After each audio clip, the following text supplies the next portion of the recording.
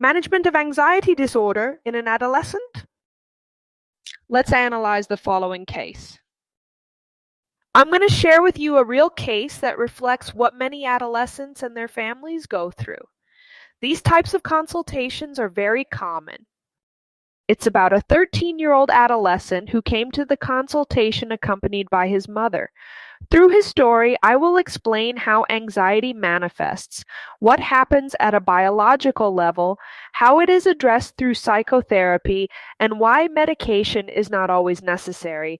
We will dive into every detail so you can better understand this important topic. We will explore not only what triggered these symptoms, but also how anxiety affects our brain and how we can work to overcome it. Join me. The facts. Matteo arrived at the consultation accompanied by his mother. Both looked worried, and his mother told me that everything had started during the last school year.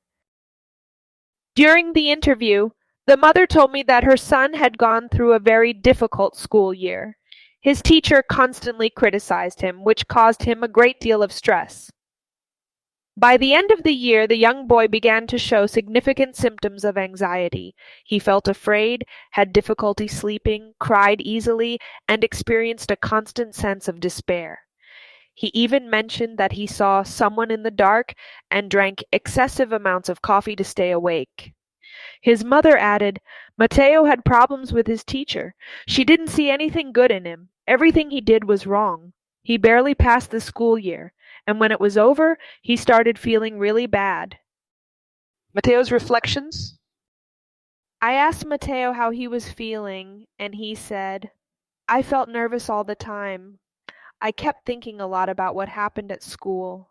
I was afraid of the dark, and I couldn't sleep well. At night, I would see things in the dark, and it scared me a lot. Concerns of his mother? His mother added, he wasn't sleeping well, he was restless, cried easily, and became desperate. Now he's a little better, but he still sleeps with me because he's afraid of the dark. I notice he's still uneasy. He's always fiddling with things with his hands, though he can sit still without any problems. Let's talk about Matteo's symptoms. He exhibited clear symptoms of anxiety, constant nervousness, restlessness, difficulty concentrating, intense fear of the dark, and sleep disturbances. At night he experienced what we know as hypervigilance. His brain was in such a heightened state of alertness that any shadow or sound made him perceive a threat. This even led him to develop a fear of being alone. What happens in the body? Matteo's anxiety also manifested in his body: sweating, rapid breathing, and a constant urge to do something with his hands as a way to release the accumulated tension. Although he didn't have negative thoughts about himself, he was trapped in a cycle of worry about his school performance and fear of rejection. When anxiety becomes a problem, anxiety is not just nervousness or excessive worry. It is an adaptive response of our brain that, when out of control, can become a problem. Anxiety is a natural response of the body to situations we perceive as threatening. In the brain, the limbic system is activated, especially the amygdala, which acts as an alarm that alerts us to danger. When this happens, neurotransmitters like adrenaline and cortisol are released, preparing the body for fight or flight.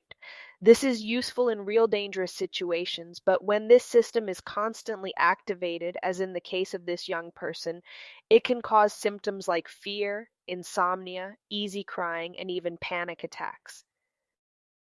Similarly, prolonged stress can affect the levels of other neurotransmitters like serotonin, which helps regulate mood, and GABA, which acts as a brake to excessive brain activity. When these systems are not functioning properly, anxiety increases and the body remains stuck in a constant state of alertness. It's like your brain is in a car with the accelerator stuck. The engine keeps running at full speed even when there's no need to move. This constant activation of the brain's stress response can be exhausting, both physically and mentally. Over time, the brain becomes less capable of calming down. leaving the individual stuck in a cycle of heightened anxiety, which can affect their ability to relax, focus, or enjoy life. In this case, school stress was the trigger. The constant criticism from the teacher activated his alert system, and without proper stress management, the symptoms worsened.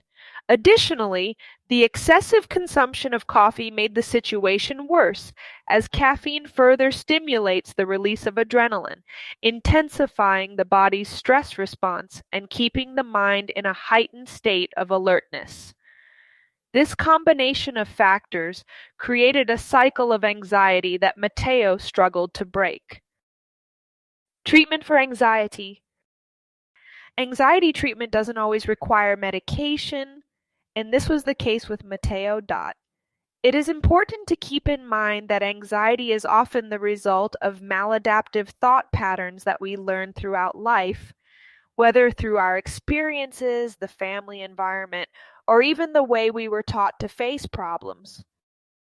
These patterns don't change overnight, but the good news is that we don't need the same amount of time spent thinking maladaptively to learn healthier ways of interpreting the world. Psychotherapy, especially cognitive behavioral therapy, helps us identify those automatic thoughts and replace them with more helpful ones. In Matteo's case, after a few sessions, we focused on two main aspects. First, by identifying his maladaptive thoughts. Since the young man had learned to think that everything he did was wrong, an idea that stemmed from the constant criticism of his teacher. And secondly, learning new ways of thinking and acting.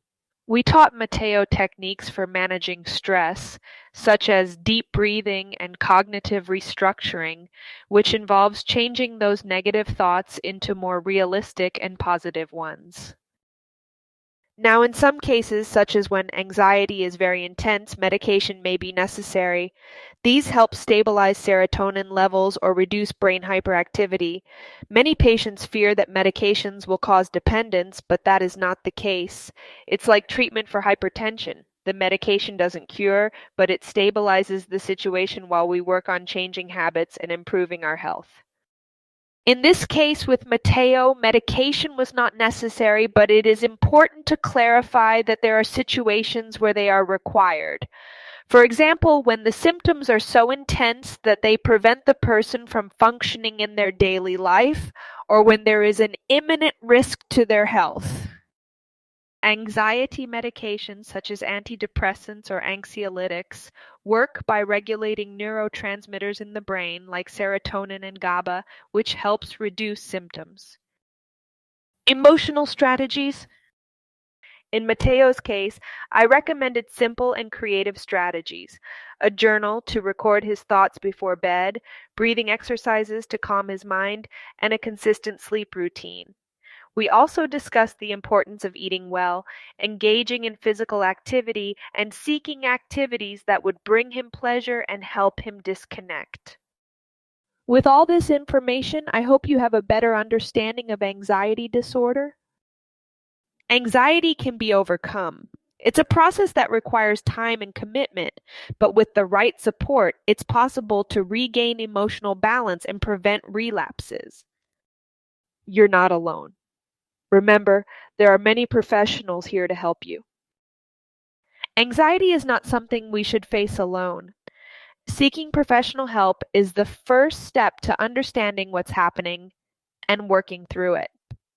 If you're experiencing anxiety or know someone who is, remember that there's always hope and tools to move forward. Thank you for joining me today. See you in the next video, and don't forget to subscribe for more mental health content.